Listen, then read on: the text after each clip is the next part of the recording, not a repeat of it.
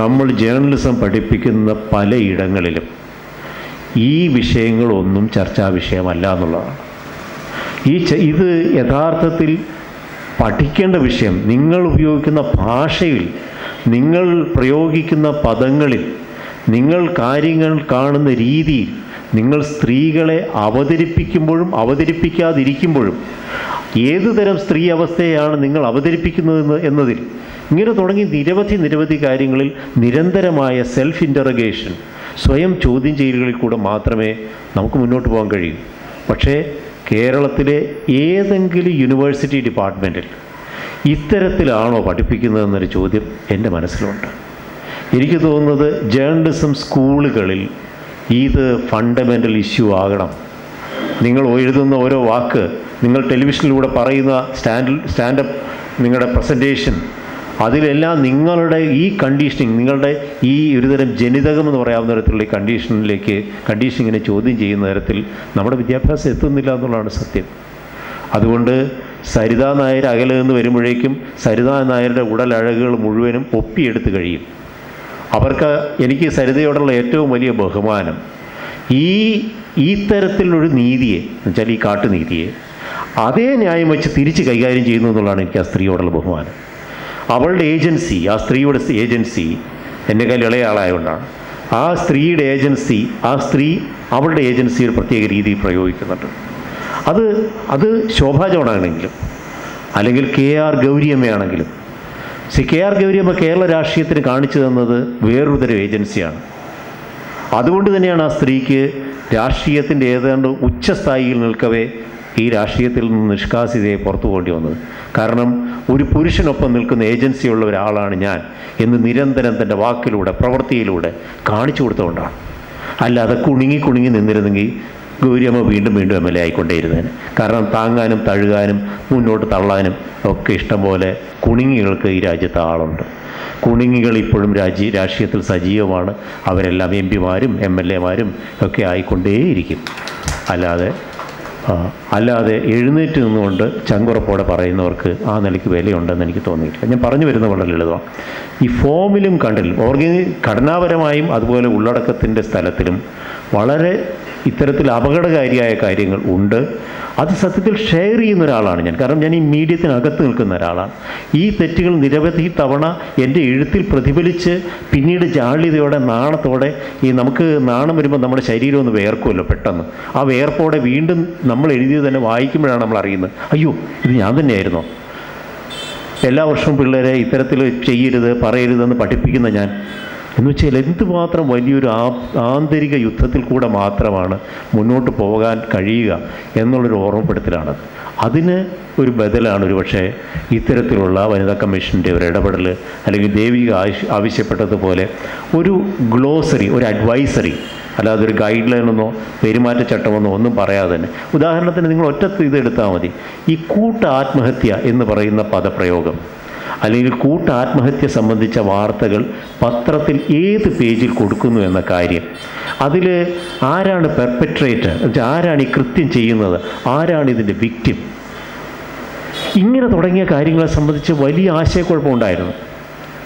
അന്ന് കേരളത്തിലെ ഡോക്ടർ ജയശ്രീയെയും മൈത്രേനെയും ഒക്കെ പോലുള്ളവർ മുൻകൈ എടുത്തുകൊണ്ട് കേരളത്തിലെ മാധ്യമങ്ങളുടെ തലപ്പത്തുള്ള പത്രാധിപന്മാർക്ക് ഒരു ഓപ്പൺ ലെറ്ററിലൂടെയാണ് ആത്മഹത്യയല്ല, ഒരാത്മഹത്യയും 4 കൊലപാതകവുമാണ് എന്ന് പറഞ്ഞു തുടങ്ങിയത്. അപ്പോൾ ഒരു ആത്മഹത്യയും 4 കൊലപാതകമാണെന്നും ഇത്തരത്തിലുള്ള ആത്മഹത്യകൾ ഒരു മിമിക്, അതായത് അനുകരണത്തിന് ഉള്ള സാധ്യതകൾ കേരളത്തിൽ തുറക്കുന്നുവെന്നും അതിനാൽ അതിൻ്റെ ചിത്രങ്ങളും വാർത്തകളും 1-ാം പേജിൽ ദയവ് ചെയ്ത് കൊടുക്കരുതെന്നും അന്ന് പബ്ലിക്കായിട്ടൊരു അപ്പീൽ നടത്തുകയും അതിൻ്റെ ഫലമായിട്ടാണ് ഈ ആത്മഹത്യ എന്ന് പറയുന്ന ഈ സാധനത്തിൻ്റെ വാർത്തകൾ പത്രത്തിൻ്റെ 1-ാം പുറത്തു നിന്ന് പോയത്. നിങ്ങളൊരു കാര്യം മനസ്സിലാക്കുക, മാധ്യമങ്ങളിൽ ഇരിക്കുന്നവരെല്ലാം നിഷ്ഠൂരരും യാതൊരു തരത്തിലുള്ള സെൻസിറ്റിവിറ്റി ഇല്ലാത്തവരാണെന്ന് വിചാരിക്കരുത്. പറഞ്ഞു കൊടുത്തിട്ടില്ല, ചൂണ്ടിക്കാട്ടിയിട്ടില്ല. ഒരുപക്ഷെ പറഞ്ഞു കൊടുത്താൽ, ചൂണ്ടിക്കാട്ടിയാൽ, ഇപ്പോൾ ഇവിടെ തന്നെ മനോജ് സംസാരിക്കുമ്പോൾ സക്രിയം എന്ന വാക്ക് ഞാൻ ശ്രദ്ധിക്കുകയായിരുന്നു. കഴിഞ്ഞ 2-3 വർഷക്കാലമായിട്ട് മാത്രമാണ് സക്രിയം എന്ന വാക്ക് ഇത്ര പ്രചുരമായിട്ട് ഉപയോഗിക്കപ്പെടുന്നത്. അതിനൊറ്റയാളാണ് ഉത്തരവാദി, MA ബേബിയാണ്. അതിൻ്റെ എല്ലാ പ്രസംഗത്തിലും പറച്ചിലുകളിലും എല്ലാം സാചേർത്ത് അദ്ദേഹം കൂടുതൽ പറയാറുണ്ട്. പക്ഷേ സക്രിയം എന്നുള്ള പ്രയോഗം അദ്ദേഹം കൊണ്ടുവരികയും മാതൃഭൂമി പോലെയുള്ള പത്രങ്ങൾ സ്വീകരിക്കുകയും ഒക്കെ ചെയ്തപ്പോഴാണ് ആ വാക്ക് ക്രിയാത്മകം എന്നതിന് പകരം ഒരു പുതിയ രൂപത്തിൽ അത് ഉപയോഗിച്ചു തുടങ്ങിയത്. അപ്പോൾ ഇതൊക്കെ ചൂണ്ടിക്കാണിച്ചാൽ കാണാൻ കണ്ണില്ലാത്തവരൊന്നുമല്ല. സാമാന്യം നല്ല മനുഷ്യത്വവും നല്ല ബോധവും ഒക്കെ ഉള്ള ആളുകൾ തന്നെയാണ് ഈ പത്രങ്ങളിലും മാധ്യമങ്ങളിലും ഇരിക്കുന്നത്. ഒരുപക്ഷെ ടെലിവിഷന് അതിൻ്റേതായിട്ടുള്ള സങ്കീർണമായിട്ടുള്ള ഒരുപാട് പ്രഷേഴ്സ് ഉണ്ടാവാം. പക്ഷേ ഈ മാധ്യമങ്ങൾ, ടെലിവിഷനാണെങ്കിലും കൊള്ളാം, അച്ചടി മാധ്യമങ്ങളാണെങ്കിലും കൊള്ളാം, ഒരു ചൂണ്ടിക്കാട്ടലിനൊരു വില ഉണ്ടാവുമെന്ന് ഞാൻ വിശ്വസിക്കുന്നു. അത്തരത്തിലൊരു വില കാണാനും അത്തരത്തിലുള്ളൊരു കറക്റ്റീവ് എഫേർട്ട് നടത്തുന്നതിനും ഉള്ള പരിശ്രമം ഉണ്ടാവണം. ഇവിടെ പല കോളേജുകളിൽ നിന്ന് വന്ന കുട്ടികളുണ്ട്. നിങ്ങൾക്ക് സ്വയം ചെയ്യാവുന്ന ഒരു എക്സസൈസ് ഉണ്ട്. ഈ പറഞ്ഞതുപോലെ ഇനി എത്ര വാക്കുകൾ കണ്ടുപിടിക്കാം? നമ്മളിവിടെ സ്ത്രീകളെക്കുറിച്ച് മാത്രം സംസാരിക്കുന്നതുകൊണ്ട് സ്ത്രീ വിരുദ്ധ അർത്ഥസൂചനകളുള്ള വാക്കുകൾ കണ്ടെത്തൂ. അതൊരു പ്രോജക്റ്റായിട്ട് എടുക്കൂ. ട്രിവാൻഡ്രം പ്രസ് ക്ലബ്ബിലെ കുട്ടികൾ, അല്ലെങ്കിൽ മാറിവാനസ് കോളേജിലെ കുട്ടികൾ, അല്ലെങ്കിൽ മറ്റൊരു സ്ഥലത്തു നിന്നുള്ള കുട്ടികൾ അത് കണ്ടെത്തിയിട്ട് നിങ്ങളുടെ പ്രൊഫസർ, നിങ്ങളുടെ ഡീൻ, നിങ്ങളുടെ ഹെഡ് ഓഫ് ദ ഡിപ്പാർട്ട്മെൻറ്റ്, നിങ്ങളുടെ അധ്യാപകർ അവരുടെ മുന്നിൽ കൊണ്ടുചെല്ലൂ. എന്നിട്ട് പറയൂ, ഞങ്ങൾ ജേർണലിസം വിദ്യാർത്ഥികൾ, ഇവിടെയൊക്കെയുള്ള ജേർണലിസം വിദ്യാർത്ഥികൾ ഞങ്ങൾ ഒരുമിച്ച് പറയുന്നു, ഈ വാക്കുകൾ മാറ്റപ്പെടണം. ഞങ്ങൾ പത്രപ്രവർത്തകരാകുമ്പോൾ, മാധ്യമപ്രവർത്തകരാകുമ്പോൾ, ദൃശ്യമാധ്യമ പ്രവർത്തകരാകുമ്പോൾ ഞങ്ങൾക്ക് ഈ വാക്കുകൾ പ്രയോഗിക്കാൻ ഇഷ്ടമില്ല. നിങ്ങൾ പറയണം. പക്ഷേ ഇവിടെ പറഞ്ഞതിൽ ഒരു പ്രധാനപ്പെട്ട ഒരു കാര്യം, ഈ ചെറുപ്പക്കാരെ കൊണ്ട് ഒന്നിനും കൊള്ളില്ല. അവരിങ്ങനെ മൊബൈൽ ഫോണൊക്കെ പിടിച്ച് വാട്സാപ്പും പിന്നെ ഈ ഫേസ്ബുക്കും ഒക്കെ ആയിട്ട് നടക്കുകയാണ്. പിന്നെ KFC പോകണം, സിനിമ കാണണം, ഇത്രയും കഴിഞ്ഞ് ചെറുപ്പക്കാർ തീർന്നു. പക്ഷേ ഈ കിസ് ഓഫ് ലവ് ക്യാമ്പയിൻ്റെ ഒരു പ്രധാന വ്യത്യാസം, മുതിർന്നവരുടെ ഒരാളും ഒരു കാര്യം പറയാതെ മുതിർന്നവരെ രാഷ്ട്രീയം പഠിപ്പിച്ച സമരമാണ്. മുതിർന്നവരെ രാഷ്ട്രീയം പഠിപ്പിക്കുകയാണെന്നും ആ രാഷ്ട്രീയം പഠിപ്പിക്കുക മാത്രമല്ല, ചെറുപ്പക്കാരിൽ പുതിയ തലമുറ ഒരു പൊളിറ്റിക്കൽ പൊട്ടൻഷ്യലുള്ള തലമുറയാണ് എന്ന് സ്വയം പ്രഖ്യാപിച്ച സമരമാണ്. ആ സമരത്തിൻ്റെ രാഷ്ട്രീയ ഉള്ളടക്കം ഇനി വളർന്നു വരാനിരിക്കുന്നതേ ഉള്ളൂ. അത് ഇതിൽ മാത്രമല്ല. പിന്നെ മാത്രമല്ല, കിസ് ഓഫ് ലവ് എന്നുള്ള വളരെ പ്രൊവക്കേറ്റീവായ, പ്രകോപനപരമായ ഒരു തലക്കെട്ട് കൊടുത്താണ് അവരത് മുന്നോട്ട് വന്നത്. അതുതന്നെയും അതിനെ ഇത്രയും ശ്രദ്ധ കിട്ടുന്നതിന് കാരണമായിട്ടുണ്ട്. പക്ഷെ ഇന്ന് നിങ്ങൾ ആലോചിച്ച് നോക്കണം, അപ്പം ഝണ്ടേവാലയിൽ RSSൻ്റെ കേന്ദ്ര ഓഫീസിന് മുന്നിലും, ബോംബെ IITയിലും, ഹൈദരാബാദിലും, കൊൽക്കത്തയിലും, ജാദവ്പൂർ യൂണിവേഴ്സിറ്റിയിലും ഒക്കെ നടക്കുമ്പം അതിനർത്ഥം ഇന്ത്യയിലെ സ്ത്രീ അല്ലെങ്കിൽ ഇന്ത്യയിലെ പൊതു സ്ഥലത്തെ സ്നേഹപ്രകടനങ്ങൾ നേരിടുന്ന വെല്ലുവിളി ഒന്ന് തന്നെയാണ്. ഡൽഹിയിൽ മാത്രമേ റേപ്പ് നടക്കൂ എന്ന് ആരും ഇവിടെ വിചാരിക്കേണ്ട. റേപ്പൊക്കെ കേരളത്തിലും വേണമെങ്കിൽ അതുപോലെ തന്നെയൊക്കെ നടക്കും. ഇത് ഈസ് നോ ബെറ്റർ പ്ലേസ്. അപ്പോൾ അതിൻ്റെ അർത്ഥം എന്താ വെച്ച് കഴിഞ്ഞാൽ, ഇത്തരത്തിലൊരു ചാലഞ്ചിനെ നേരിടുന്നതിന് കേപ്പബിളായ ഒരു തലമുറ ഇവിടെ ഉണ്ട്. അത് ഒന്ന്. രണ്ട്, ഇയാൾ പറഞ്ഞാണ്, ഈ നമ്മുടെയൊക്കെ വീട്ടിൽ ആദ്യം ചെയ്യുന്നത് പെൺകുട്ടിയെ മെരുക്കുക എന്ന് പറയുന്ന പരിപാടിയാണ്. ഈ മെരുക്കലിലാണ്, ഡൊമസ്റ്റിക്കേഷൻ. അതുമാണ് ദേവിക ഇവിടെ പറഞ്ഞത്, വീട്ടമ്മയാക്കൽ. അവൾ വയസ്സറിയിച്ചു കഴിഞ്ഞാൽ പിന്നെ അവളെ വീട്ടമ്മയാക്കി എടുക്കാനുള്ളൊരു ഗുസ്തിയാണ്. ഇപ്പോഴത്തെ വീട്ടമ്മയാക്കലിൻ്റെ ഗുണം കൊണ്ട് എന്ത് പറ്റിയെന്ന് വെച്ച് കഴിഞ്ഞാൽ, ഇപ്പം അത്യാവശ്യം വിദ്യാഭ്യാസവും ജോലിയുള്ള ഒരു പെങ്കൊച്ചും കൊള്ളില്ലാത്തവനെ കൂടെ നിർത്താൻ തയ്യാറല്ല.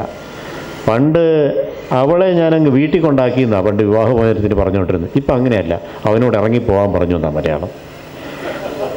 ജീവിതത്തിൻ്റെ ഭാഷ മാറി. അതുകൊണ്ട് താൻ തൻ്റെ വഴിക്ക് പോ, ഞാൻ എൻ്റെ വഴിക്ക് പൊക്കോളാം, ഞാൻ ഒറ്റയ്ക്ക് ജീവിക്കാം എന്ന് പറയുന്ന തരത്തിൽ. എൻ്റെ പെങ്ങൾ ഒറ്റയ്ക്ക് ജീവിക്കുന്ന സ്ത്രീയാണ്. എൻ്റെ പെങ്ങൾ സ്വയം അവളുടെ ഭർത്താവിനോട് പിണങ്ങി ഇറങ്ങിപ്പോകുന്ന സ്ത്രീയാണ്. അവൾക്ക് അപ്പം ഇതൊന്നും ഒരു വേദിയിൽ നിന്നോ വീടിൻ്റെ മുൻവശത്തെ സ്വീകരണ മുറിയിലിരുന്നോ സംസാരിക്കാൻ ഇഷ്ടപ്പെടാത്ത വിഷയമാണ്. അല്ല, പരസ്പരം യോജിച്ച് ജീവിക്കാനാവാത്തവർ അവരുടെ വഴിക്ക് പോകുക എന്നുള്ളതല്ലാതെ ഈ നരകം സഹിച്ച് പരസ്പരം ജീവിക്കുന്നത് എന്തിന് എന്നൊരു ചോദ്യമുണ്ട്. അപ്പം നിങ്ങൾ ചോദിക്കും, നിങ്ങളുടെ ആ ഇന്ത്യൻ സംസ്കാരവും മറ്റേ കുടുംബ ഇതിനൊക്കെ വേണ്ടി ആകെ വില കൊടുക്കുന്ന ഒരു ഒറ്റ ആളേ ഉള്ളൂ, പെണ്ണ്. ആണിനൊരു പ്രശ്നമില്ല, ബിബ്രേസിൽ പോകും, അല്ലെ പങ്കുചി പോകും, പ്രശ്നങ്ങൾ മുഴുവൻ പരിഹരിക്കപ്പെടും, അല്ലെങ്കിൽ അവിടെ ഇവിടെ വായി നോക്കും. There are so many ways. ഇതിനൊക്കെ അർത്ഥം എന്താ വെച്ച് കഴിഞ്ഞാൽ, ഈ പല നിലപാടുകളിലും പല വാചകങ്ങളിലും സമൂഹത്തിൽ ഇങ്ങനെ അങ്ങ് അടിഞ്ഞു കൂടിയിരിക്കുകയാണ്. നിങ്ങളുടെ മക്കളോടെങ്കിലും അവരെ കാലിങ്ങനെ കയറ്റി വയ്ക്കുമ്പോൾ കാലങ്ങനെ കയറ്റി വെച്ചോടി എന്ന് പറയാൻ നിങ്ങൾ തയ്യാറായാൽ നമ്മൾ നന്നാവും. അത്യാവശ്യം ഒരുത്തിൻ്റെ മുഖത്ത് നോക്കി സംസാരിക്കാനും. ഇപ്പം ഞാനെപ്പോഴും പറയാറുണ്ട്, എന്നെയും ഒരു 16 വയസ്സുള്ള സ്ത്രീയെയും പെൺകുട്ടിയെയും കൂടി ഒരു മുറിയിൽ അടച്ചിടുന്നത് സൂക്ഷിച്ചു വേണം. ഞാൻ അപകടകാരിയാണ്, വയസ്സ് 50 കഴിഞ്ഞു. പക്ഷേ എൻ്റെ മകനെയും 16 വയസ്സുള്ള പെൺകുട്ടിയെയും കൂടി ഒരു മുറിയിൽ അടച്ചിട്ടാൽ ഒന്നും സംഭവിക്കില്ല. കാരണം അവർ പരസ്പര ബഹുമാനത്തോടെ ജീവിക്കാൻ പഠിച്ചു കഴിഞ്ഞു.